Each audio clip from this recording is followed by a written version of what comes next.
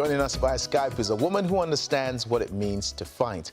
Born 24 weeks premature, she beat the odds and lived.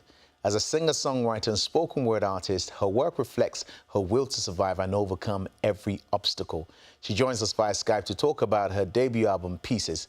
Welcome, Trisha, Alicia. How are you, Trisha? I'm well. How are you? Very good. Thank you so much for joining us. And I have to say, I'm loving the hat. Thank you. So you'll have to beam me up, Scotty it to me here in the studio. Okay, I got you. Let's talk about your journey, because reading about you, the journey doesn't reflect the face we can see on our screens. It's filled with adversity. Tell us a bit about, when you look back at those years, what do you remember and the feelings that you remember from then? Okay, I guess to go all the way back to the beginning, I was, like you mentioned before, I was born 24 weeks premature.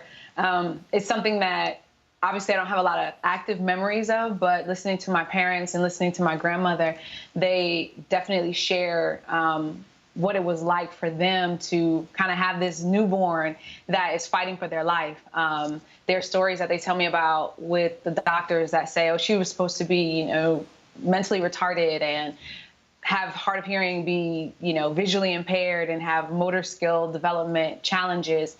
And none of that was true. My mom says that my dad told the doctors, okay, you guys go do what you need to do, and we're going to go do what we know to do. And, we'll kind of let the rest settle out.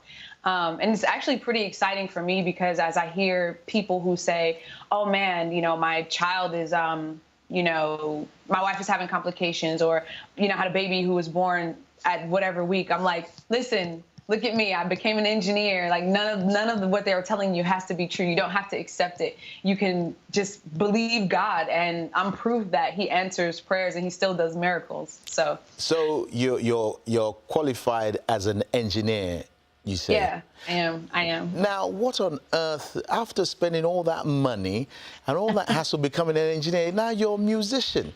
I mean, how frivolous is that? Yeah, so it's really interesting. When I was making the transition, my mom was like, oh, so you're going to do this full time? And she was really confused. I mean, she's supportive, obviously, but it was definitely a leap of faith. And that's kind of what I felt like. I live in Nashville, Tennessee, and it's nicknamed Music City. And I said, I have these gifts that God has placed in me.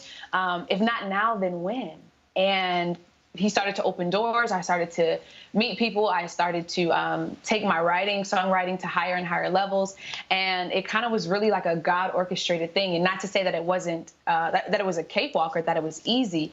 But I think when He calls you forward, you either have to go, or you just kind of be mad and say, oh, well, what if? And I just decided I didn't want to do that. I wanted to say I tried it, I did it, I followed God, and look at the result. Now, you've had the benefit of working with people like Canton Jones, who we've had on the show.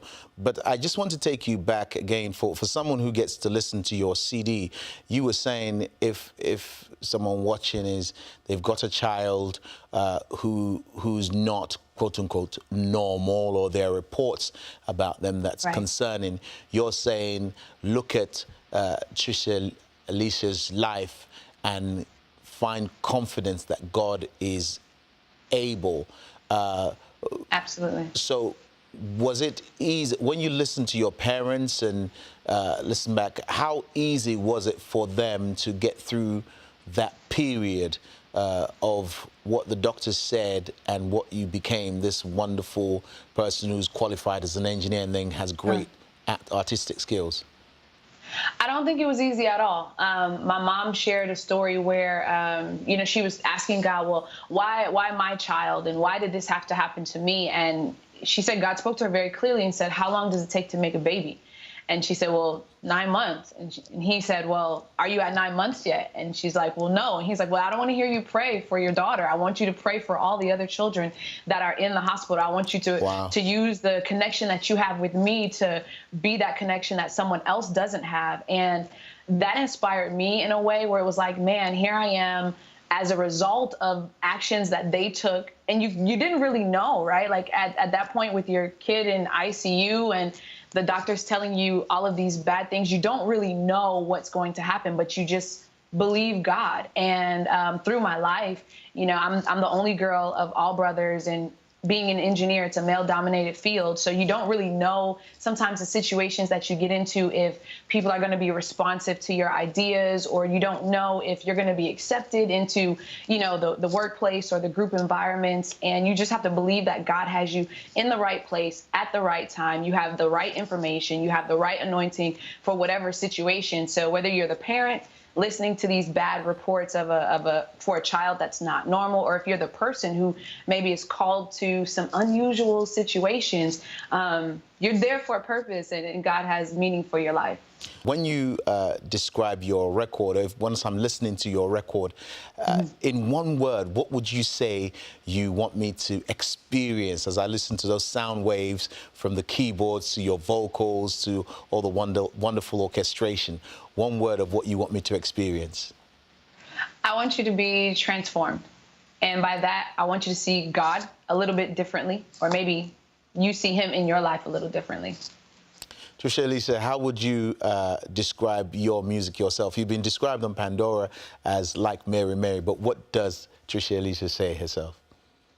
It has, I think it's like that bridge between, you know, your traditional gospel sounds of the organ and maybe some of the sounds that you hear on the street with the hip hop beats and the big bass. So it's kind of like that bridge between the two. But if you like ballads, there might be a little bit in there for you as well. Okay, so I'm going to pick that up and plug it in as I run to try and bring my six-pack back from one pack in the streets of London. You can do that. Trisha, Alicia, thank you so much for joining us.